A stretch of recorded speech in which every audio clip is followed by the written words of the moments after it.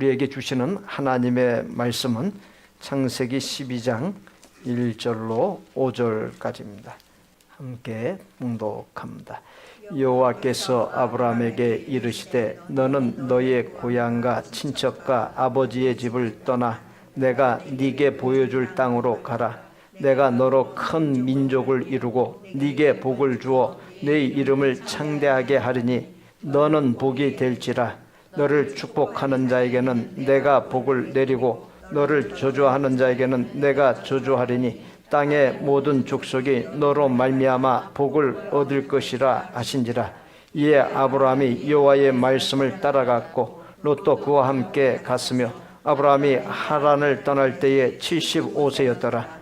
아브라함이 그의 아내 사레와 조카 롯과 하란에서 모은 모든 소유와 얻은 사람들을 이끌고 가나안 땅으로 가려고 떠나서 마침내 가나안 땅에 들어갔더라.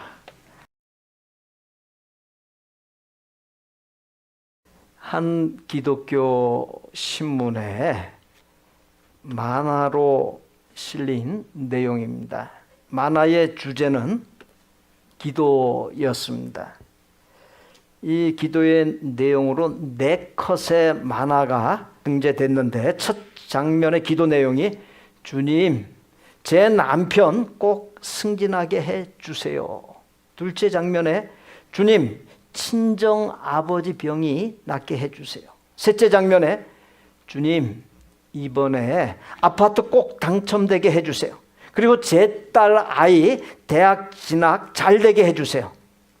마지막 4번째 장면에 주님의 나라와 의를 구하는 기도는 언제? 그렇게 쓰여 있었습니다. 우리는 많은 것을 누리고 소유하면 행복할 것이고 그것이 복이라고 생각합니다. 그러나 채우고 또 채워도 채워지지 아니하는 것이 사람의 욕심이요 욕망입니다. 그러므로 진정한 행복은 얼마나 소유하느냐에 있는 것이 아니라 얼마나 만족하느냐에 달려 있습니다. 즉 소유의 정도가 아니라 만족의 정도의 행복이 있다는 것입니다. 가진 것이 별로 없어 가난하여도 심령에 늘 하나님께서 주신 평안이 있고 만족이 있으면 그 사람이 부자요 행복한 사람입니다. 반면 가진 것이 많아도 늘 심령에 번뇌거리가 있고 만족이 없으면 그 사람은 가난한 사람이요 행복하지 못한 사람입니다. 건강이나 물질의 풍요 등 세상적 잘됨을 하나님께서 은혜로 주신 복이라고 생각하는 것은 옳은 것이지만 그러나 그 반대의 경우 즉 질병과 가난 등 세상적으로 잘되지 못함이 하나님의 복을 받지 못했기 때문이라고 단정하는 것은 잘못된 것입니다. 세상적인 기준을 갖고서 복이 없는 사람이라고 함부로 단정하거나 평가해서는 안 된다는 것입니다. 아브라함이 고향을 떠날 때 나이 75세였습니다. 동행했던 사람들을 보면 자녀를 잉태하지 못하는 아내 사라, 부모 없는 고아였던 조카 롯, 그리고 소수의 종들이었습니다. 일행 모두가 보잘것 없었습니다. 이스라엘 왕 사울이 통치할 때 다윗은 오랜 세월 도망자의 신세로 숨어 살아야 했습니다.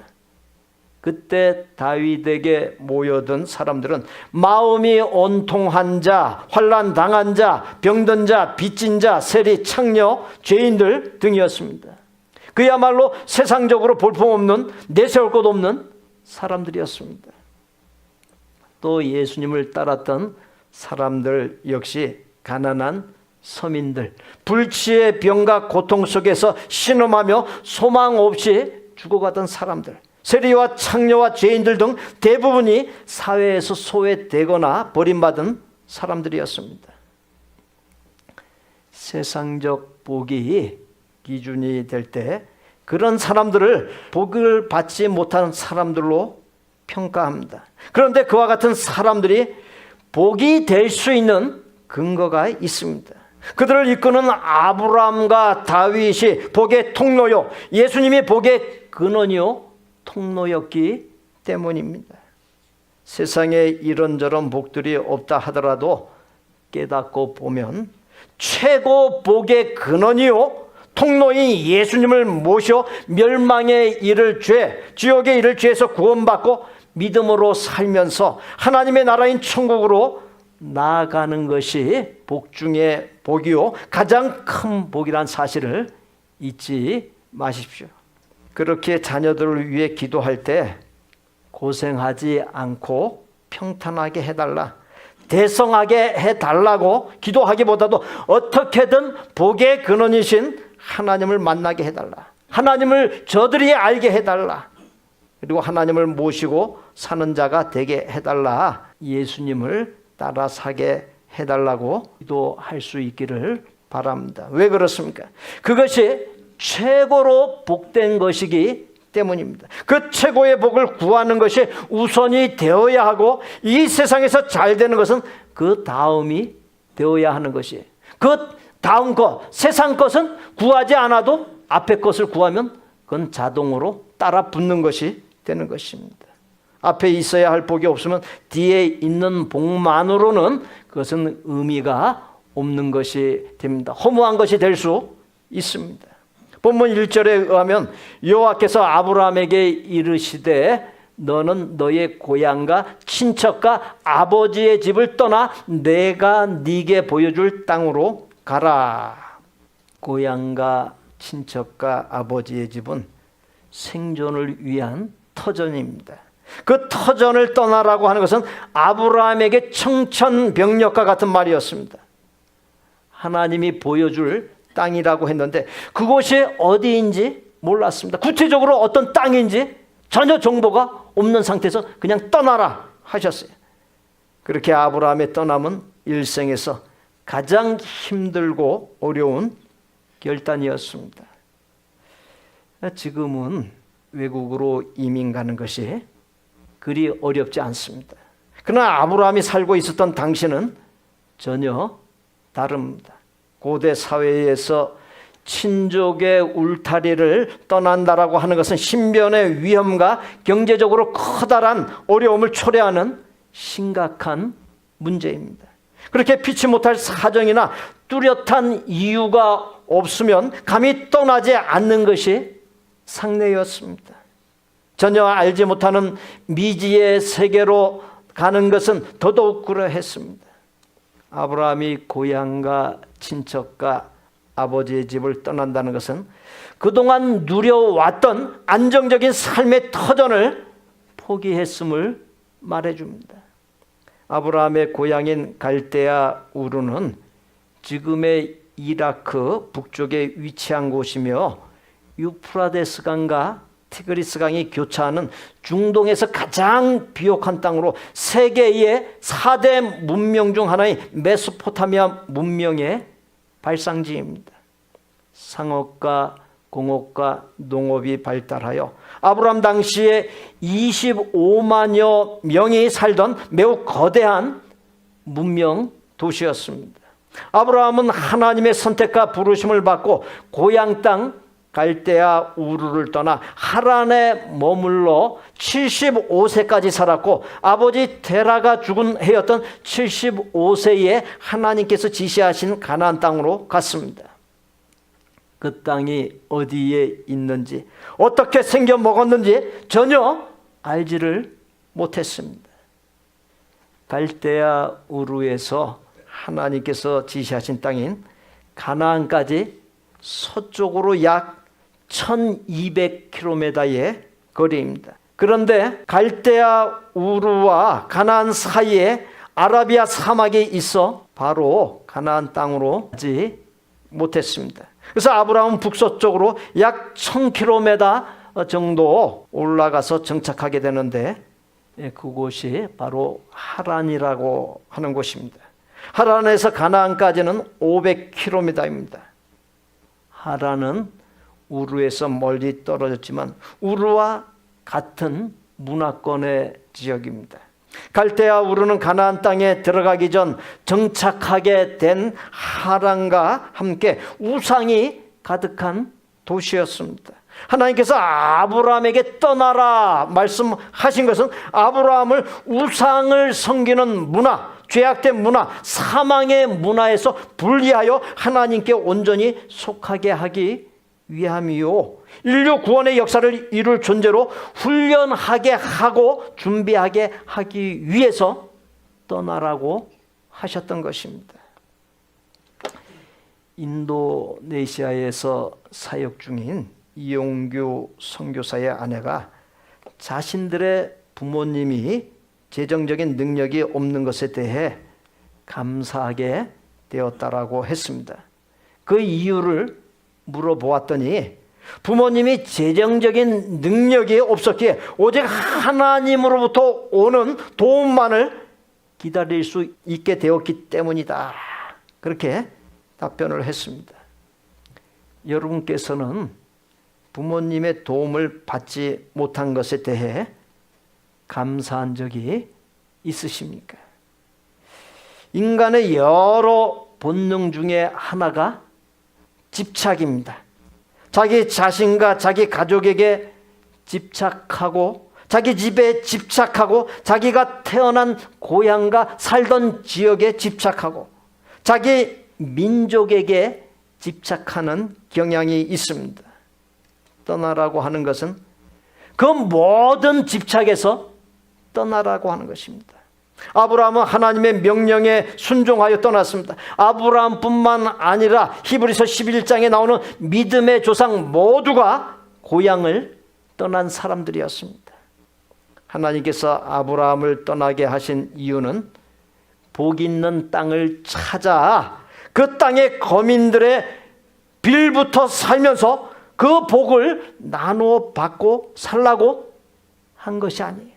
아브라함이 가서 그 어떤 땅이든지 밟는 모든 곳마다 복이 되게 하라고 부르신 것이요, 떠나게 하신 것입니다. 하나님께서 나를 미국 땅 이곳에 보내신 것도 아메리칸 드림이 아니라 나를 아브라함처럼 복의 통로로 사용하기 위함인 것입니다. 미국과 유럽의 경우 교인 수가 계속 줄어들고 있습니다. 유럽은 이제 선교하는 나라가 아니라 선교의 대상이 된 나라로 바뀌어졌습니다. 이렇게 미국과 유럽의 경우 교인 수가 계속 줄고 있는 대신에 아시아와 남미와 아프리카에서 하나님을 믿는 이민자들이 이 미국 땅에 들어가면서, 유럽 땅에 들어가면서 교회와 성도의 수가 유지되고 있습니다. 하나님께서 이민자들을 이곳 미국 땅에 부르신 이유가 이 땅의 새로운 영적인 필요를 채우기 위함이라는 것입니다. 가나안 땅은 본래 풍요로운 땅이 아니었습니다. 건조한 지역으로 하늘에서 내리는 비에 의존하여 살아야 하는 곳입니다. 하나님께서 그런 땅을 젖과 꿀이 흐르는 땅이라고 묘사했습니다. 그 이유는 하나님을 의지하지 않고는 살 수 없는 땅이기 때문인 것이, 하나님을 바라봐야 되고 하나님께 의지해야 되고 하나님께 붙어 있어야만 생존할 수 있는 땅이기 때문에 젖과 꿀이 흐르는 땅이다, 그렇게 말씀하신 것이. 아브라함과 롯의 목자들이 물이 부족하니 갈등을 일으켰습니다. 아브라함은 롯에게 먼저 땅을 정하라 했습니다. 롯은 소돔과 고모라 땅을 보니 죄악이 만연한 땅인데도 그것을 무시하고 물이 풍부하고 기름진 것만을 보고 그 땅을 선택했습니다. 물이 선택의 기준이 되고 기름진 땅이 선택의 기준이 된 것이, 여러분의 선택의 기준이 무엇입니까? 풍요롭고 살기 좋은 곳입니까? 롯은 살아남기 위해 그 땅 사람들의 비위를 맞추고 타협하면서 살았습니다. 그러나 죄악이 극에 달해 결국 하나님께서 그 땅을 심판하셨습니다. 결국 롯은 잘못된 선택의 기준 때문에 복을 받지 못했습니다. 아브라함은 가나안 땅으로 들어갔습니다. 하나님께서 복을 주시겠다고 했지만 어려움들이 많이 있었습니다. 아브라함이 왜 하나님께서 자기를 이 척박한 광야 같은 가나안 땅, 어려움이 있는 가나안 땅에 보내시면서 엄청난 복을 약속하셨는데 도대체 그 복이 무엇일까를 밤낮으로 묵상하다가 깨달은 것이 바로 하나님 자체였습니다. 하나님이 아브라함의 복이었던 것입니다. 하나님께서 이 자리에 성도님들을 이 땅 미국에 부르신 이유가 있습니다. 또 한 사람의 아브라함을 세우기 위함입니다. 최고의 복이요 복의 근원이 하나님인 것을 깨닫고 그 하나님을 모시고 살면서 받은 복을 흘려보내는 것에 있습니다. 하나님께서 그것을 위해 나로 하여금 조국을 떠나 이곳에 오게 하신 것이, 그런데 롯처럼 하나님과 멀어져 가고 복에서 멀어져 가고 있는 이 땅의 사람들에게서 그 복을 나누어 받으려고 하고 있지는 않습니까? 정작 최고의 복이요 복의 근원이신 하나님을 잃어버리는 삶을 살고 있지는 않은지 돌아볼 수 있어야 되겠습니다. 본문 2절 끝에서 하나님께서 아브라함을 향해 너는 복이 될지라 말씀했습니다. 하나님께서는 말씀대로 아브라함을 믿음의 조상이 되게 하셨고 하나님의 복의 통로가 되게 하셨습니다. 그렇게 그 아브라함의 영적 후손인 이 자리에 나 역시 아브라함이 받은 복을 받을 수 있습니다. 그러나 아브라함이 받은 복을 받기 위해서는 대전제가 있습니다.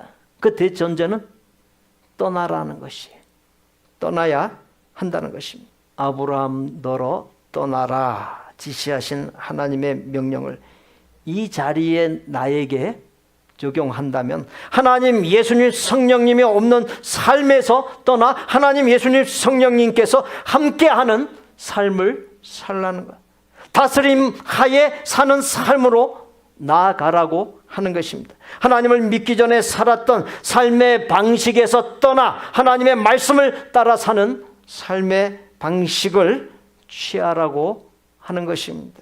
독일계 스위스인으로 시인이요 소설가요 화가였고 노벨 문학상을 수상한 헤르멘 헤세라고 하는 사람이 쓴 어거스터스라고 하는 작품 속에 나오는 이야기입니다. 어떤 네 분이 오랫동안 아기가 없어 몹시 애를 태우다가 마침내 아들을 낳게 되었습니다. 온 집안이 펄쩍 뛰면서 기뻐했습니다. 그 부부의 기쁨은 무엇과도 비교할 수 없었습니다. 어느 날 아이의 어머니 꿈에 한 신비한 노인이 나타나 이 아이를 위해 한 가지 소원을 말하라. 그 소원을 내가 들어주마라고 말했습니다. 아이의 어머니는 어떤 소원을 빌까 고민하다가 내 아들이 모든 사람에게 사랑받으며 살아가게 해주십시오 라고 소원을 말했습니다. 노인은 소원을 들어주겠다라고 했습니다. 아이는 자라면서 부모님의 사랑을 듬뿍 받으면서 자랐습니다. 선생님과 주변 사람들의 사랑을 독차지하면서 자랐습니다. 어느 날 신비한 노인이 아이 어머니의 꿈에 또다시 나타났습니다. 그래, 아이가 모든 사람의 사랑을 받으니 만족하느냐라고 아이 어머니에게 물어보았습니다.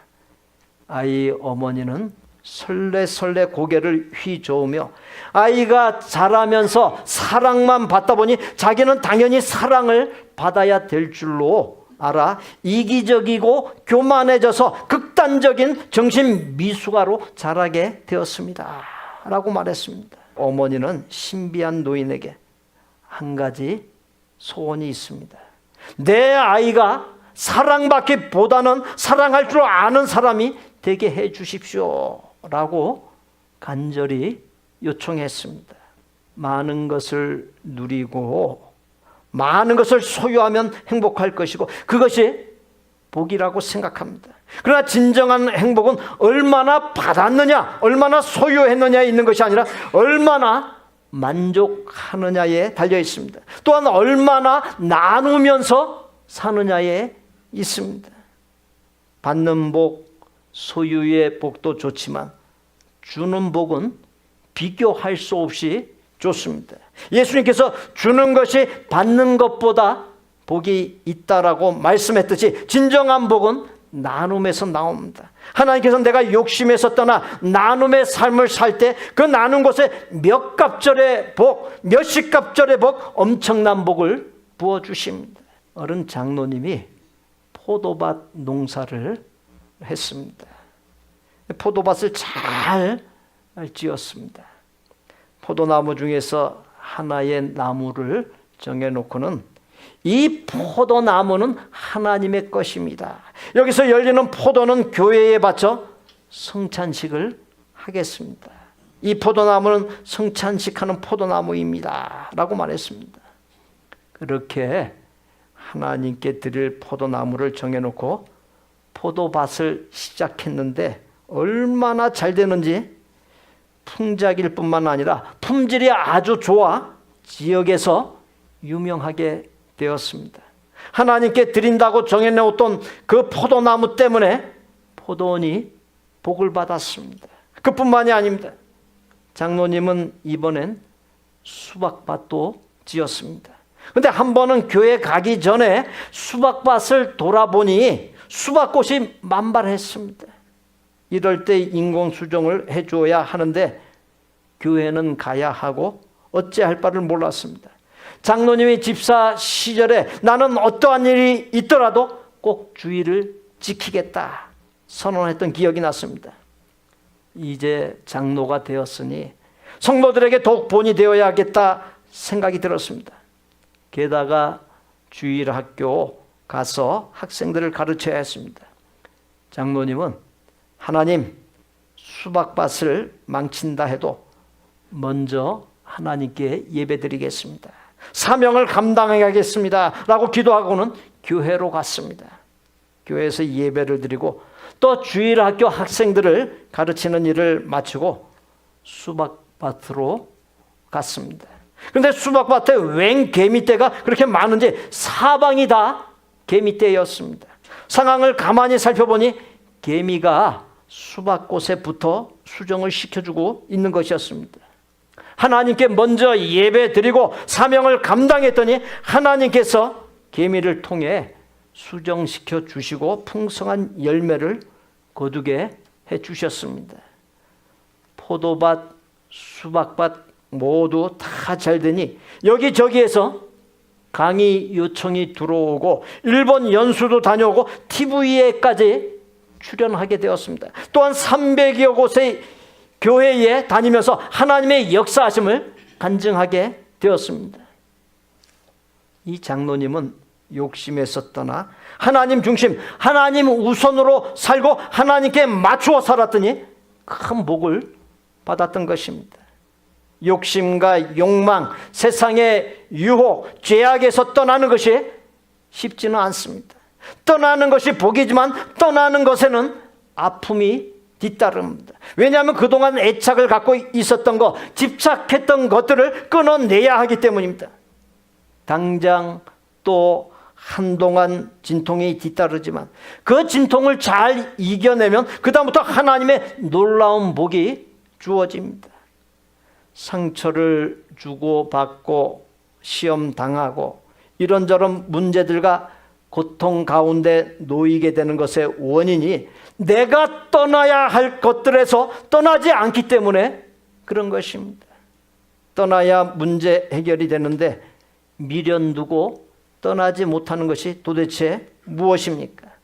모든 것은 다 지나갑니다. 지나가는 것에 집착할 때 거기에 고통이 생겨납니다. 삶의 모든 문제 해결의 역사가 하나님 기뻐하시지 아니하는 것들, 지나가는 것들, 부질없는 것들에서 떠나는 데 있음을 잊지 마십시오.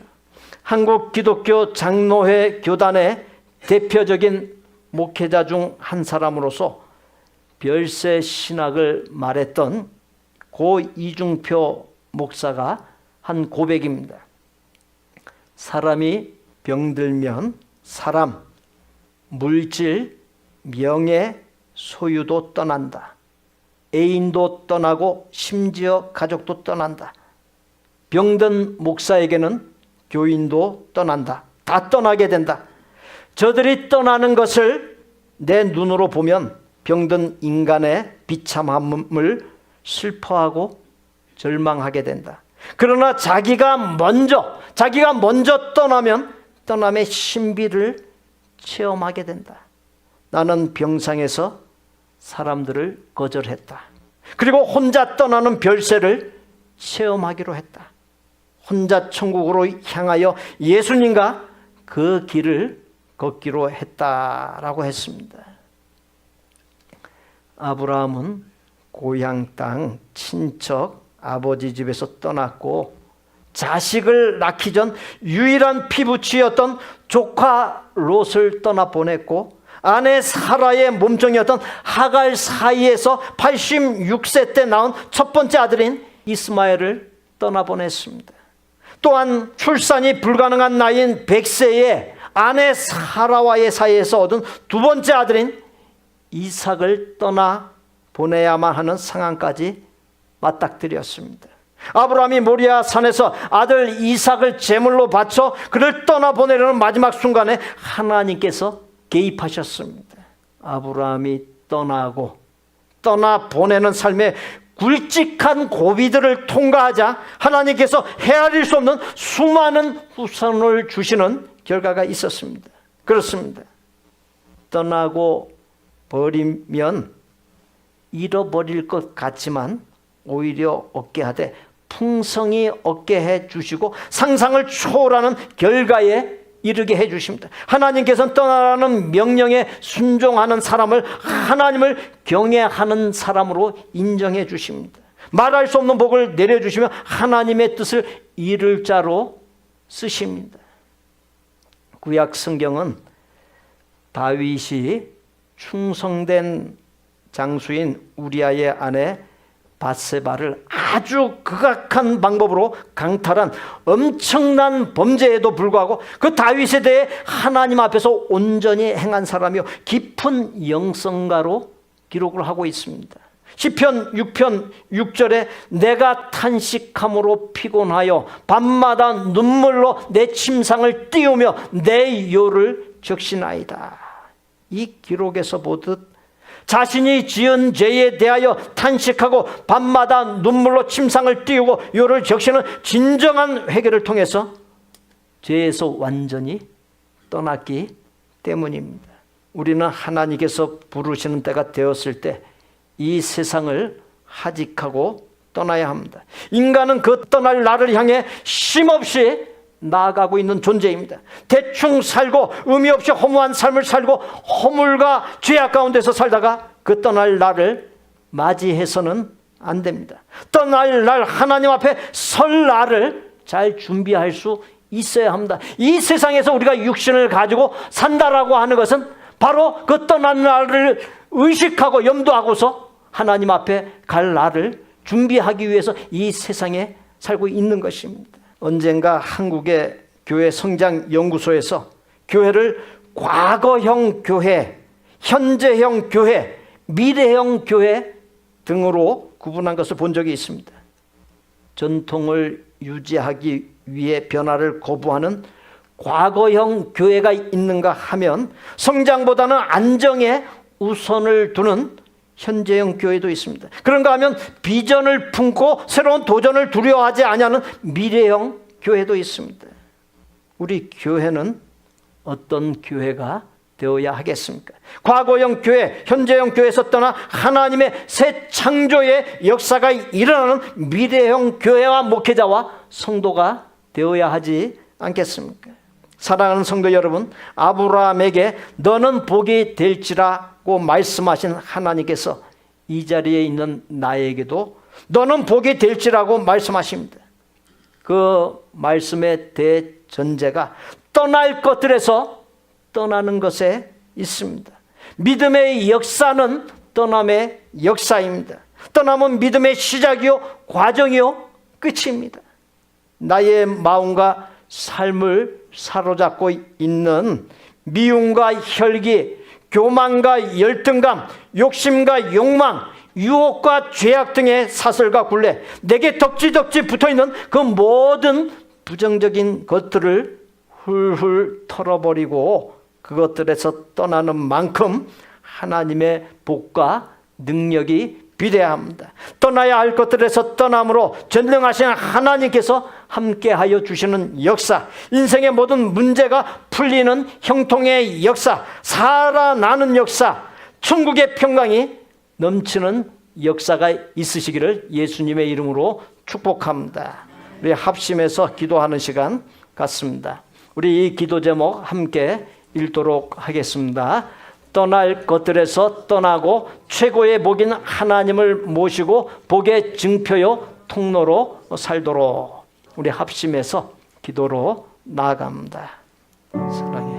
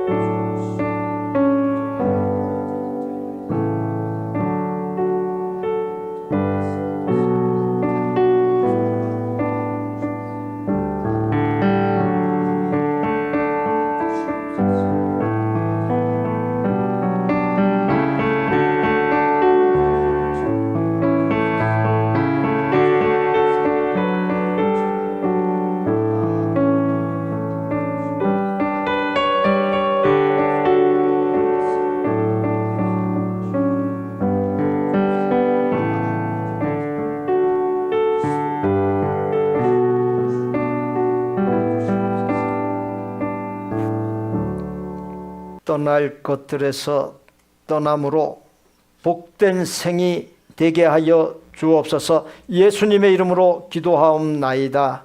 아멘. 오른쪽에 있는 분 모시고 떠날 것들에서 떠나겠습니다. 인사 나누시죠. 떠날 것들에서 떠나겠습니다. 또 왼쪽 분 보시고 늘 하나님을 모시고 살겠습니다. 늘 하나님을 모시고 살겠습니다. 우리 구주 예수 그리스도의 은혜와 아버지 하나님의 거룩하고 완전한 사랑과 성령님의 교통 내주 역사하심이 나를 에워싸고 있는 모든 부정적인 것들과 굴레에서 떠나 최고의 복이요 평강의 근원이신 하나님을 모시고 복의 증표요 통로로 살기를 소원하고 작정하는 아름다운 마음의 성도들의 가족과 생업과 학업과 대인관계와 미래 위에 우리 복된 교회 신앙 공동체 위에 이제로부터 영원토록 함께 계실지어다. 아멘.